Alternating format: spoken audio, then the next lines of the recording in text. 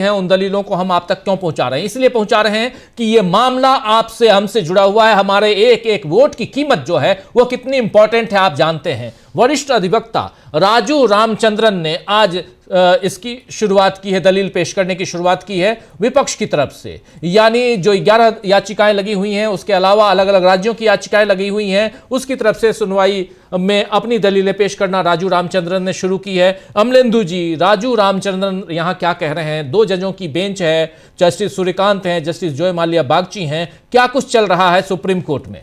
एक तो राजीव जी, कई सवाल जो थे वो राजू रामचंद्रन जी से सीनियर एडवोकेट हैं उनसे पूछे, बेंच ने पूछे, सीजीआई ने भी पूछे, जस्टिस जॉय माल्या बागची ने भी पूछे उनसे।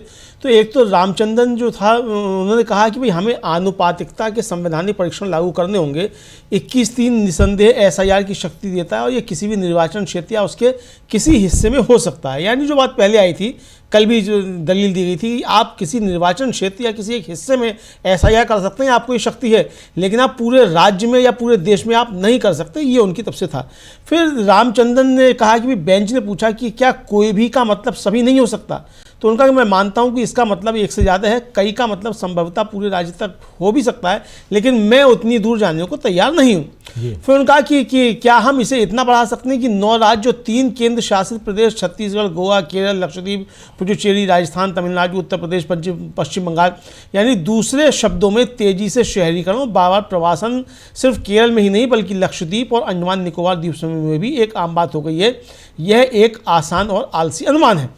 रामचंद्रन ने कहा कि यह दिमाग ना इस्तेमाल ना करने को दिखाता है, और जब 21(3) यह शक्ति सिर्फ किसी एक निर्वाचन क्षेत्र को नहीं बल्कि कई निर्वाचन क्षेत्रों को भी दे सकता है। तो उनका कहना है कि बिहार में जो एसआईआर के लिए कारण दिए गए, उन्हीं कारणों को दूसरे चरण के लिए बाकी राज्यों के लिए कॉपी पेस्ट कर दिया गया। और उनका है कि बिहार में एसआईआर के लिए दिए गए कारणों को ही 9 राज्यों, 3 केंद्र शासित प्रदेशों में एसआईआर के दूसरे चरण को आयोजित करने के लिए कॉपी पेस्ट किया गया है। यह चुनाव आयोग द्वारा दिमाग का इस्तेमाल न करने को दिखाता है, जिसके पास बहुत ज़्यादा शक्ति और एक विशाल नौकरशाही मौजूद है। इस पर सीजीआई ने कहा कि इन छोटी जगहों पर बड़े पैमाने पर प्रवासन हो रहा है, हम इसे कैसे मापें? फिर सीजीआई ने बताया कि जून में हैवलॉक में नालसा की एक कॉन्फ्रेंस हुई थी, जहां उन्हें पता चला कि 25,000 की आबादी में से 22 से 21,000 लोग असल में बिहार वगैरह से आए प्रवासी थे जी। फिर सीजीआई ने कहा कि एसआईआर प्रक्रिया के तरीके के हिसाब से हम कोई प्रोसेस नहीं कर सकते। एसआईआर ये सालाना होने वाली चीज़ नहीं है। हमें यह ध्यान रखना चाहिए कि वे 20 साल बाद कर रहे हैं, तो क्या सुप्रीम कोर्ट इसमें हस्तक्षेप कर सकता है? इस पर जस्टिस बागची ने कहा कि आपसे जो सवाल पूछे जा रहे हैं वह हमारा निष्कर्ष नहीं है, आप इसको निष्कर्ष मत समझिए, और ये सिर्फ आपसे जानने के लिए है, यह सिर्फ एक तार्किक बातचीत के लिए है। यह जस्टिस जॉय माल्या बागची ने स्पष्ट किया कि मतलब सीजीआई की तरफ से भी जो टिप्पणियां आ रही हैं या हमारी तरफ से जो टिप्पणियां आ रही हैं, बेंच की तरफ से आ रही हैं, वो हमारा मत नहीं है, तो इसको आप हमारा मत समझ लीजिएगा।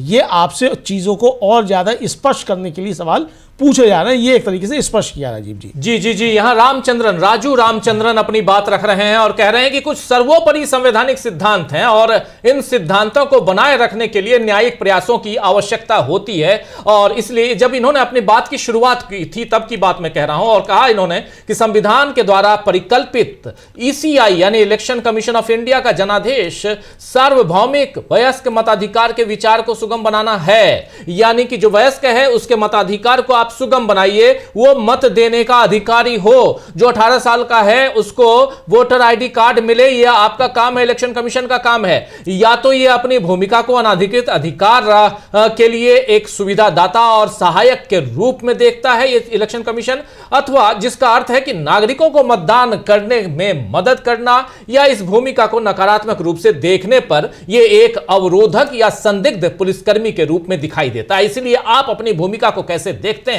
ये स्पष्ट हो जाएगा, ये साफ हो जाएगा। ये बात शुरुआत में, यानी इन्होंने साफ राजू रामचंद्रन ने साफ अपनी बात रखी कि आपकी भूमिका क्या है, पहले आप उसको आइडेंटिफाई कीजिए, अंडरलाइन कीजिए। आपकी भूमिका, एकमात्र भूमिका क्या? आपका एकमात्र कर्तव्य यह है कि आप यहां के जितने भी वयस्क हैं, जितने भी 18 साल या उससे ऊपर के हैं, उनको मत देने का अधिकारी बनाइए, उनके हाथ में मतदाता कार्ड दीजिए ताकि वो वोट दे पाए। और यहां पर इसके लिए 3 कारक, पात्रता के 3 कारक की बात इन्होंने कही। पहला आयु यानी उम्र 18 साल, निवास और नागरिकता, ये तीनों हैं और इन तीनों में से कोई भी दूसरे से ज्यादा महत्वपूर्ण नहीं है। और अगर ये शर्तें पूरी होती हैं तो चुनाव आयोग का काम है कि उन्हें अपना मतदान करने में सक्षम बनाना होगा।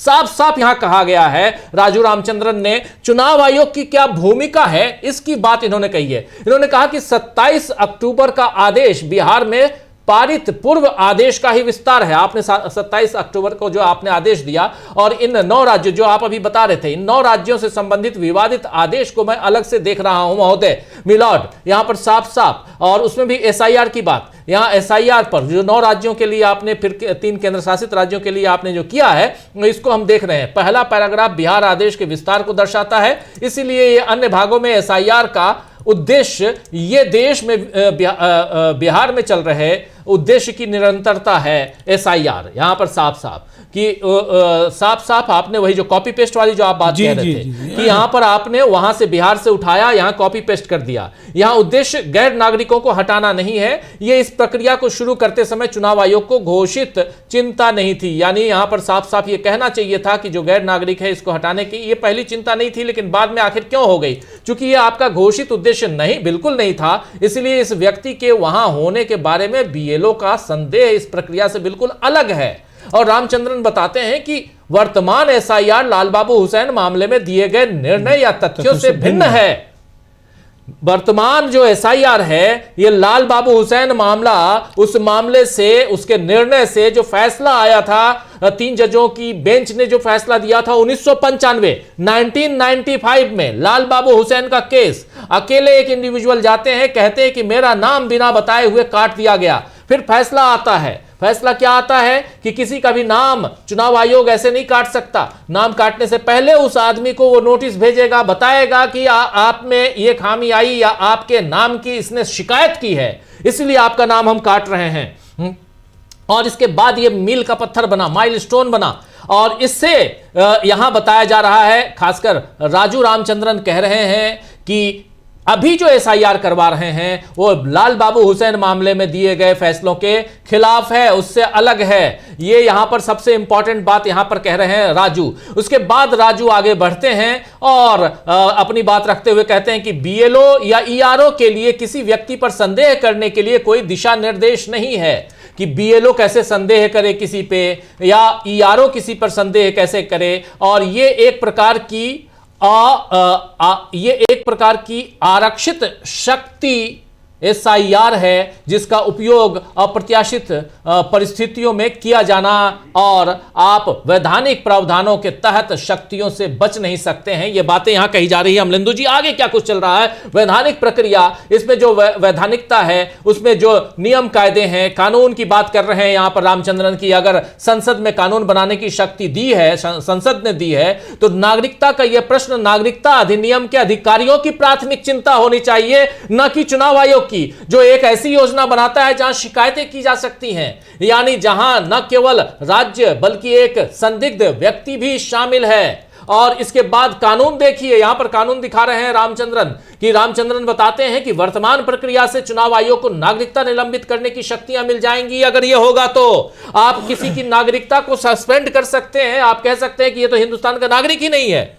बिल्कुल बिल्कुल राजीव जी, और इसके आगे भी उन्होंने राजू रामचंद्रन जी ने काफ़ी विस्तार से अपनी बात रखना शुरू की। और फिर उन्होंने कहा राजू रामचंद्रन ने कि भाई ये जो रिकॉर्ड किए जाते हैं उनकी एक खास पवित्रता होती है, यह कोई मंत्र नहीं है कि जिसे बिना कुछ सोचे समझे दोहराया जाए। और फिर बेंच ने अंडमान निकोबार द्वीप समूह के सुखद अनुभव को याद किया। जस्टिस बागची ने कहा कि आदिवासियों महिलाओं के खिलाफ अपराध दर 0 थी। रामचंद्रन ने कहा कि आदिवासी सभ्यता कहीं ज़्यादा सम्मानजनक है। जस्टिस बागची ने कहा कि आदिवासियों लिंगों के बीच समानता बहुत सुंदर है। फिर जस्टिस बागची ने कहा कि यह कहना कि तमिलनाडु, वेस्ट बंगाल में बिहार जैसे ही ऑर्डर की कॉपी है पहले से ही उनके पास था। रामचंद्रन ने कहा कि अगर 26 तारीख से पहले पैन इंडिया का प्लान बनाया गया था तो पैन इंडिया बेसिस पर सोच समझ कर काम करना चाहिए था। 24 जून को सिर्फ एक बयान काफ़ी नहीं था, चुनाव को यह दिखाना चाहिए था कि उसने इस पर सोच विचार किया है और पूरे भारत में चुनाव कराने के लिए, मतलब ये प्रक्रिया कराने के लिए इंतजाम किए हैं। फिर उन्होंने कहा कि छत्तीसगढ़ में चुनाव 28 दिसंबर तक नहीं होने हैं। मेरे पास आने वाले चुनावों का एक चार्ट है। कुछ राज्य जो पहले चुनाव में जा रहे हैं वे SIR में नहीं है, लेकिन छत्तीसगढ़ जैसा राज्य इस टाइट टाइम फ्रेम में है। तो जस्टिस बागची ने पूछा कि क्या यह असम है जिसका SIR होगा या असम्बली होगी? तो उन्होंने कहा कि सिर्फ SIR, लेकिन इसकी प्रक्रिया अलग है। रामचंद्रन एक मतलब कोई वकील उठ के खड़े हुए, उन्होंने कहा, तो रामचंद्रन ने कहा इस पर कि हो सकता है कि NRC इस मामले में को देख रहा हो, लेकिन 9 एक काफ़ी बड़ा नंबर है। लेकिन कौन से 9, कौन से सिद्धांत? मैंने पहले ही दिखा दिया है कि छत्तीसगढ़ जैसे सबसे कमज़ोर राज्यों में से एक को SIR से गुजरना पड़ता है। और मेरा मकसद यह दिखाना था कि सत्ता हथियाने में और जिस तरीके से यह काम जल्दबाजी में किया गया है, उसी वजह से जुडिशियल रिव्यू की ज़रूरत पड़ी है। यानी जिस तरीके से SIR के ज़रिए सत्ता हथियाने का काम कोई दल विशेष कर रहा है, इसी वजह से इसके जुडिशियल रिव्यू की आवश्यकता है मिलॉर्ड। और आप इसका जुडिशियल रिव्यू कीजिए कि ये SIR चुनाव आयोग करा सकता है कि नहीं करा सकता है, इसलिए इसकी आवश्यकता पड़ी है, चूंकि इसके जरिए सत्ता हथियाने का खेल रचा जा रहा है। बिल्कुल बिल्कुल। यहां पर रामचंद्रन ये भी कहते हैं कि जब यहां आप नागरिकता पे आते हैं, बात जो कि नागरिकता आयोग की बात अलग है, और चुनाव आयोग अगर नागरिकता जांचने लगे, नागरिकता सस्पेंड करने लगे, तो चुनाव आयोग की भूमिका जांच पड़ताल करने की नहीं है, खासकर नागरिकता जांच पड़ताल करने की नहीं है। इसलिए विवादित अधिसूचनाएं जो इस प्रकार के मताधिकार छीनने को सक्षम बना रही हैं, SIR के मूल उद्देश्यों की भी पूर्ति नहीं करती हैं। जिस ढंग से आप कर रहे हैं, इसमें मताधिकार छीनने को सक्षम बनाने वाला काम आप कर रहे हैं, यानी आप लोगों के मताधिकार को छीन रहे हैं। आपके पास वो शक्ति हो सकती है, मैं सीधे तौर पर कह रहा हूं कि नहीं, आपको आंखें बंद करने की जरूरत नहीं है। लेकिन अगर यह शुरू से ही आपकी चिंता का विषय नहीं था, तो फिर बिहार में आप प्रवासी की बात कर रहे हैं कि हां बिहार में इतने प्रवासी थे, बाहर चले गए। इस पर जस्टिस बागची ने कहा कि जब आप प्रवासी शब्द प्रयोग करते हैं तो इसका अर्थ केवल घरेलू नहीं होता है, यहां पर सिर्फ घरेलू नहीं होता है। रामचंद्रन ने कहा इसका अर्थ पलायन भी हो सकता है। यहां पलायन की बात कर रहे थे प्रवासी, जब यह हुआ तो जस्टिस बागची ने कहा इसका मतलब यह नहीं कि घरेलू, साफ साफ कहने का मतलब डोमेस्टिक और फॉरेनर की बात हो रही थी। यहां पर जस्टिस बागची ने कहा कि जब आप प्रवासी की बात कर रहे हैं तो इसका मतलब सिर्फ और सिर्फ घरेलू नहीं होता है, डोमेस्टिक नहीं होता है, इसका मतलब फॉरेनर भी हो सकता है। जिस घुसपैठिए का जिक्र कर रहे हैं लोग बार बार, उस घुसपैठिए की तरफ कोशिश, इंगित करने की कोशिश हुई है। फिर रामचंद्रन कह रहे हैं कि तीव्र शहरीकरण और लगातार पलायन, क्या यह बिहार की विशिष्ट समस्या थी? क्या यह बिहार की विशिष्ट स्पेशल प्रॉब्लम यहां बिहार के थे? ये बागची कह रहे, जस्टिस बागची, प्रवासी का अर्थ एक राज्य से दूसरे राज्य में जाना भी होता है। रामचंद्रन कह रहे हैं कि यह एक अति उदार व्याख्या होगी, ये एक अति उदार व्याख्या की तरफ चल रहे हैं मिलॉर्ड। जस्टिस बागची कह रहे हैं फिर कि जिस शहर से मैं आता हूं वहां से बड़ी संख्या में IT पेशेवर बेहतर अवसरों के लिए दक्षिण राज्यों के लिए उड़ान भरते हैं। रामचंद्रन कह रहे हैं मेरे राज्य के पेशेवर विदेश के लिए उड़ान भरते हैं। मजाकिया लहजे में उन्होंने कहा कि ये कह रहे हैं जस्टिस बागची कि मैं जिस राज्य से आता हूं उस राज्य से कई लोग जो हैं वो विशेष रूप से दक्षिण भारत की तरफ जाते हैं, क्योंकि यहाँ जस्टिस बागची उत्तर भारत से आते हैं और दक्षिण भारत की तरफ जाते हैं। तो इस पर रामचंद्रन कह रहे हैं कि मेरे राज्य से कि जो पेशेवर हैं, जो प्रोफेशनल्स हैं, वो विदेश के लिए उड़ान भरते हैं। लेकिन मजाकिया लहजे में, मजाकिया अंदाज में उन्होंने बात कही मिलॉर्ड, यहाँ पर वो भी मजाक करने हंसने लगे। लेकिन यहाँ CJI, chief justice of India, कह रहे हैं उत्तर भारत की बात करें तो बिहार से किसान मजदूरों से भरी ट्रेनें आ रही हैं, दुर्भाग्य से उनका शोषण होता है, वे वापस चले जाते हैं। कुछ पानीपत रेलवे स्टेशन, नई दिल्ली रेलवे स्टेशन, इन सब पर छूट जाते हैं, और जो पंजाब में प्रवेश करते हैं उनकी संख्या नगण्य है। ये सारी बातें यहाँ कही जा रही हैं। बहुत अच्छी बात है कि पलायन का जिक्र यहाँ हो रहा है और CJI कर रहे हैं अमलेंदु जी बिल्कुल। लेकिन रामचंद्रन कह रहे हैं कि मेरे सामने जो दृष्टिकोण रखा जा रहा है वो कुछ ज्यादा ही उदार है। अवैध प्रवासी शब्द सामाजिक राजनीतिक चर्चा में एक जाना माना प्रवासी शब्द था। अवैध प्रवासी एक वैध वर्णन है। अवैध प्रवासी का एक वैध वर्णन आप कर रहे हैं, विश्लेषण कर रहे हैं, यहां पर कह रहे हैं रामचंद्रन। और उसके बाद CJI ने स्पष्ट किया कि जो खेतिहर मजदूर कई साल पहले पंजाब आए थे, वो अब उनके बच्चे वे यहाँ की संस्कृति में घुल मिल गए हैं और यहीं रहते हैं, लेकिन उनकी जड़ें बिहार और पश्चिम बंगाल में है। बहुत अच्छी बात है कि उनकी जड़ें वहां हैं, लेकिन वो पंजाब आ गए। और सीजेआई ने यह भी कहा कि दूसरा पहलू देखिए, वो पंजाब में आ रहे हैं, लेकिन पंजाब के युवा हर हाल में विदेश पलायन कर रहे हैं, इसलिए वे उस खाली जगह को भर रहे हैं। चलिए ठीक है, आप कुछ एक बृहत लेवल पे, एक बड़े पैमाने पे आप लोग चर्चा कर रहे हैं, यहां कुछ बातें हो रही, लेकिन रामचंद्रन कह रहे हैं कि विवादित आदेश, ये जो एसआईआर है, इसमें धारा 21/3 के तहत प्रक्रिया को उचित ठहराने के लिए किसी वैध राज्य उद्देश्य से संबंधित कोई प्रासंगिक कारण नहीं बताया गया है कि आपने इसको कैसे उचित ठहराया है। रामचंद्रन कह रहे हैं कि हमें आनुपातिकता के संवैधानिक परीक्षण लागू करने होंगे। आर्टिकल धारा 21(3) निसंदेह एसआईआर लागू करने की शक्ति देता है और यह किसी भी निर्वाचन क्षेत्र या उसके किसी भी भाग में हो सकता है। ये जो 3 है वो किसी निर्वाचन क्षेत्र या किसी भाग में हो सकता है। रामचंद्रन ने यहां पर फिर कहा कि पीठ ने पूछा कि क्या कोई का अर्थ सभी हो सकता है, रामचंद्रन से पूछा गया, तो इन्होंने कहा कि मैं मानता हूं कि इसका अर्थ एक से ज्यादा है। कई शब्द का अर्थ संभवतः एक पूरा राज्य भी हो सकता है, मैं उस हद तक जाता हूं। चलिए उस हद तक चले गए। रामचंद्रन ने से फिर पीठ ने, यहां बेंच ने यह पूछा कि क्या कोई का अर्थ यह सब हो सकता है, तो यहां एक राज्य की बात चल रही है, एक राज्य से ज्यादा आगे बढ़ने की हम बात करते हैं। ये बातें यहां पर रखी जा रही है रामचंद्रन की तरफ से और बहुत गंभीर चर्चा यहां पर हो रही है। इस चर्चा में सबसे इंपॉर्टेंट है अमलेंदु जी कि इसकी संवैधानिकता की बात हो रही है और वही 9 राज्य और उसमें 3 केंद्र शासित प्रदेश के अलावा छत्तीसगढ़, गोवा, केरल, लक्षद्वीप, पुदुचेरी, ये जो है राज्य, ये सब छोटे राज्य हैं। राजस्थान, तमिलनाडु, उत्तर प्रदेश, पश्चिम बंगाल, इन सब की बात, और यहां पर फिर तीव्र शहरीकरण की बात हो रही है, लगातार पलायन की बात हो रही है, न केवल केरल में बल्कि लक्षद्वीप, अंडमान निकोबार द्वीप समूह में भी एक नियमित विशेषता बन गई है पलायन। ये एक सतही और आलसी धारणा है, ये सारी बातें हुई हैं, आपने भी बताया है। तो ये सारी चीजें यहां चल रही हैं, जिसमें 21(3) का जिक्र बार बार आ रहा है अमलेंदु जी, लेकिन आगे क्या कुछ हो रहा है जरा ये बताइए। इसमें राजीव जी आगे ये कि राजू रामचंद्रन जो है उन्होंने कहा कि भाई ये जो चुनाव आयोग है इसको अखिल भारतीय स्तर पर एसआईआर कराने के लिए विस्तृत व्यवस्था करनी चाहिए थी, और जो 24 जून को दिया गया इनका बयान है ये पर्याप्त नहीं है। चुनाव आयोग को दिखाना चाहिए कि उसने इस पर विचार किया था और अखिल भारतीय स्तर पर इसके मूल्यांकन की व्यवस्था की गई थी। अब जो एक संवैधानिक प्रश्न उठाया राजू रामचंद्रन जी ने अपनी बात को कंक्लूड करते हुए राजीव जी, तो उन्होंने कहा कि ये अनुच्छेद 324 के तहत चुनाव आयोग की कार्रवाइयाँ न्यायिक समीक्षा के अधीन हैं। अभी तक जो चुनाव की तरफ से तक दिया जाता है कि 324 के अधीन उसको शक्तियां प्राप्त हैं, तो उस 324 के अधीन भी जो शक्तियां प्राप्त हैं उनकी भी न्यायिक समीक्षा हो सकती है, 324 में है। ये राजू रामचंद्रन ने कहा। उन्होंने कहा कि अनुच्छेद 324 के तहत चुनाव आयोग की कार्रवाई न्यायिक समीक्षा के अधीन है। एक उच्च पदाधिकारी को प्राप्त विवेकाधिकार का उचित उपयोग करने का उचित भरोसा किया जा सकता है, ना कि दुरुपयोग का। यानी आप विवेकाधिकार का प्रयोग करेंगे, वो दुरुपयोग नहीं करेंगे, ये साफ तौर पर कहा।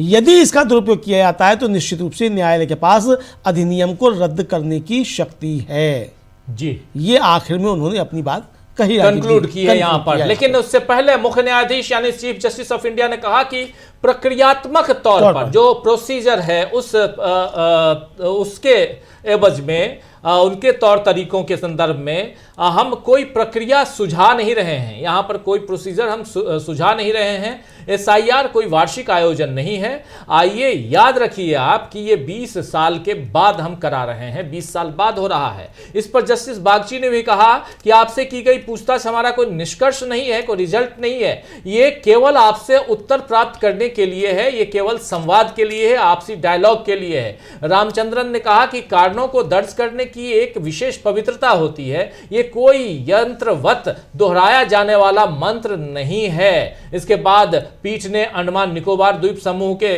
सुखद अनुभव को याद किया कि हाँ वो बहुत बढ़िया, ये लोग दोनों रहे होंगे वहाँ। जस्टिस बागची ने कहा कि आदिवासियों में महिलाओं के विरुद्ध अपराध दर 0 थी वहाँ पर पहले, और रामचंद्रन कह रहे हैं आदिवासी सभ्यता कहीं अधिक सम्मानजनक है। फिर बागची कह रहे हैं कि जस्टिस बागची की आदिवासियों में लैंगिक समानता सुंदर है, यहाँ पे दोनों के बीच जो लैंगिक समानता है, और उसके बाद फिर तमिलनाडु और पश्चिम बंगाल में बिहार के आदेश की हूबहू नकल है, ये तो पहले से ही उनके यहाँ लागू था।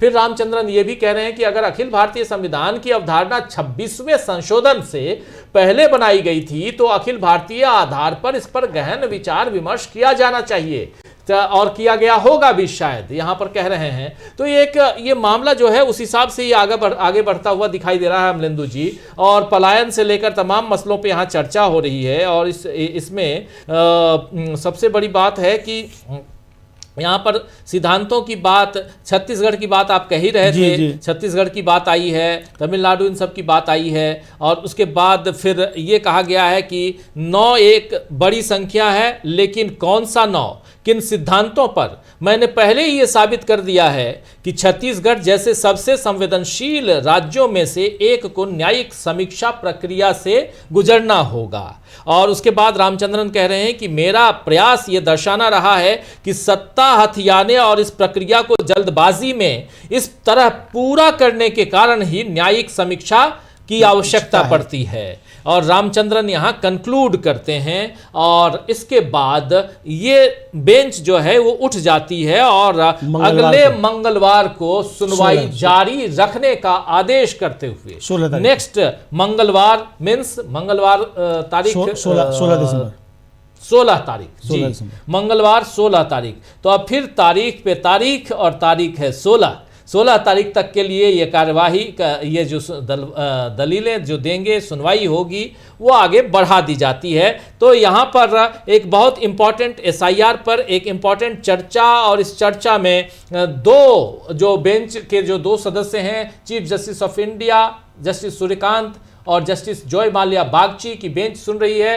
राजू रामचंद्रन ने अपनी बात रखना शुरुआत की, और अभी इधर से ही जो याचिकाकर्ता हैं उन लोगों की तरफ से ही अभी वकील जो हैं अपनी बात रख रहे हैं, और इसकी संवैधानिकता पे ही बात चल रही है अमलेंदु जी, बार बार इसकी संवैधानिकता पे बात चल रही है कि आखिर संवैधानिक तौर पे ये सही हो रहा है या गलत हो रहा है, ये सारी चीजें चल रही हैं। तो बहुत महत्वपूर्ण यहाँ पर ये पूरा का पूरा आप देखें तो SIR पर जो सुनवाई हुई, और इस सुनवाई में सबसे बड़ी बात कि जस्टिस बागची को भी यहाँ पर थोड़ा सा जस्टिफाई करना पड़ा कि नहीं, मैं जो पूछ रहा हूँ वो इसलिए क्योंकि ये प्रोसीजर है, ये प्रक्रिया है, इसीलिए हम आपसे ये पूछ रहे हैं, इससे किसी तथ्य पर, किसी निर्णय पर, किसी फैसले पर आप मत जाइएगा, ये यहाँ कहना पड़ा। लेकिन यहाँ पर एक बात साफ समझ में आ रही है अमलेंदु जी की कहीं ना कहीं चीफ जस्टिस ऑफ इंडिया यानी जस्टिस सूर्यकांत वो चुनाव आयोग को डिफेंड करते हुए नजर आते हैं। हाँ, काफी ज्यादा डिफेंड करते हुए नजर आते हैं। हालांकि जो पिछली सुनवाई थी परसों वाली राजीव जी, उसमें तो उन्होंने बड़ी फटकार भी लगा दी थी चुनाव आयोग को, जब तमिलनाडु के वकील ने कहा कि सब आदिवासियों के वोट जो है वो नहीं पढ़ पा रहे, 57 लाख जो है वो पहाड़ियों के पास रहते हैं, उन तक नहीं पहुँचा है। तो इस पर जब कहा चुनाव आयोग ने कि 99% अगर फॉर्म वापस आ गए तब इम्यूनिटी फॉर्म, इस पर बड़ी सख्त फटकार लगाई। उनका कि हर समय यही रटाया जवाब लेकर मत आया करो, 99% वहाँ जाकर काम करो। लेकिन आज भी जिस तरीके से प्रवासियों के मसले पर जैसे जस्टिस सूर्यकांत ने एक तरीके से कहा जाए वो चुनाव का बचाव करने का ही एक प्रक्रिया के तौर पर देखा जा सकता है कि भाई आप तर्क दे रहे हैं, एक तरफ ये भी कह रहे हैं कि वो लोग आ गए लेकिन जड़ें उनकी बिहार में हैं जी, पंजाब में जो आ गए हैं। फिर आप बता रहे हैं कि लेकिन पंजाब के लोग जो विदेश चले गए, तो जो विदेश चले गए क्या उनकी जड़ें यहाँ नहीं है? ये मसला भी तो उठ रहा है कि पंजाब से या तमिलनाडु से बहुत से लोग विदेश चले गए हैं, केरल से खास तौर से विदेश में हैं, और आप कह रहे हैं कि 1 महीने के अंदर आ जाइए, उसको छुट्टी मिलेगी नहीं मिलेगी, क्या संकट है? 45 लाख लोग जो है वहाँ से बताया गया कि केरल से जो है मध्य पूर्व के देशों में, खाली देशों में जो गए हैं, तो किस तरीके से आएंगे? तो ये मसला भी उठ रहा है। तो ये इतने जल्दी होने का नहीं है, लेकिन वो एक तरीके से देखा जाए राजीव जी, वो बचाव करते हुए नजर आए। जी बिल्कुल आप सही कह रहे हैं, ये बचाव करते हुए नजर आए। लेकिन यहाँ पर अब सुनवाई जो है वो टल गई है, टली नहीं है, सुनवाई आगे बढ़ा दी गई है। ये सुनवाई जारी रहेगी नेक्स्ट मंगलवार, यानी तारीख जो है वो 16 तारीख को दिन में सुनवाई होगी। राजू रामचंद्रन अपनी बात रख रहे हैं, रामचंद्रन राजू, और यहाँ विपक्ष की तरफ से ही जो 11 याचिकाएं लगाई गई, अलग अलग राज्यों की भी याचिका बाद में लगाई गई। सुप्रीम कोर्ट में ये चुनौती दी गई है कि एसआईआर गैर कानूनी है, एसआईआर गैर संवैधानिक है, कानूनी पहलू को टटोलने की कोशिश हो रही है, और अब अगली सुनवाई का इंतजार रहेगा। और उधर सुप्रीम कोर्ट से अलग निकलिए तो संसद, जो उससे भी सुप्रीम है, वहां पर आज इसी एसआईआर पर बहस चल रही है, दलीलें पेश की जा रही हैं उधर भी, लेकिन उधर सांसदों की तरफ से, और राज्यसभा में वहां बहस चल रही है, बहुत ही गंभीर बहस चल रही है राज्यसभा में इसी एसआईआर, इसी चुनाव सुधार पे। तो बहुत कुछ है उधर से भी, राज्यसभा से भी खासकर, और यानी संसद से, और बहुत कुछ इधर। लेकिन इस बीच चुनाव आयोग चुनाव आयोग से एक खबर ये आ रही है कि चुनाव आयोग ने यूपी में समय सीमा बढ़ा दी है, और यूपी समेत 6 राज्यों की जो समय सीमा है चुनाव आयोग ने, और अब देखते हैं कितने दिनों की समय सीमा बढ़ाई है, चाहे वो 1 सप्ताह की हो या और हो, लेकिन पूरा का पूरा यहाँ पे एसआईआर की समय सीमा बताया जा रहा है कि बढ़ा दी गई है यूपी समेत 6 राज्यों की, ये खबर आ रही है।